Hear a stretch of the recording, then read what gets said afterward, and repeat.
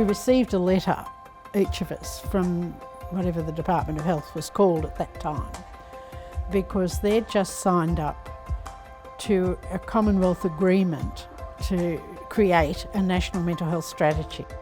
And part of that requirement was to have in place, before the human rights inquiry was completed, voice to government for consumers and carers. We shared a sort of passion, and we knew we were all on the same journey. We were all looking to do the same thing, and it was new and it was exciting. And the fact that the government had actually asked to hear, we were finding people to make a group. And one of my big passions was to get people from the country as well as city people. So a lot of it was sort of detective work, but there were also the people that just wandered in like ourselves.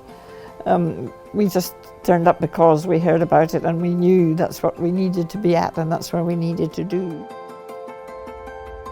What a fitting location to celebrate those who started this movement 30 years ago and look forward to the future with hope through the two peak bodies that are continuing that work today, being Mental Health Consumers and Mental Health Carers New South Wales.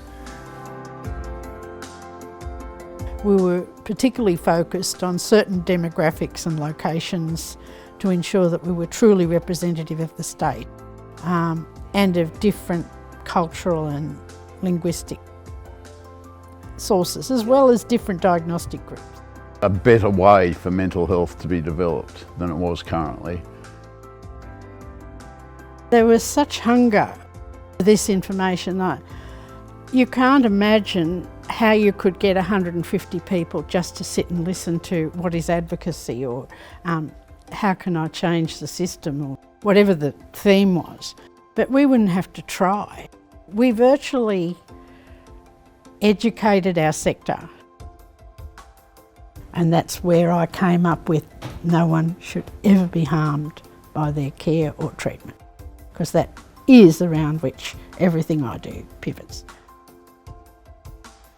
We believed in having everyone challenge themselves to do something more than they were used to doing, and we did amazing things.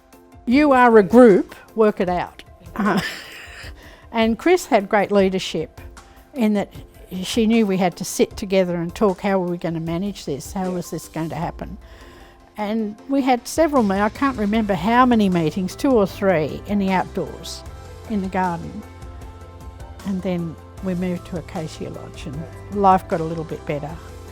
That CAG was started on the shoulders of these strong individuals that came together not knowing a thing about one another, but had the passion to work together for the good of the whole, and that has to be our legacy.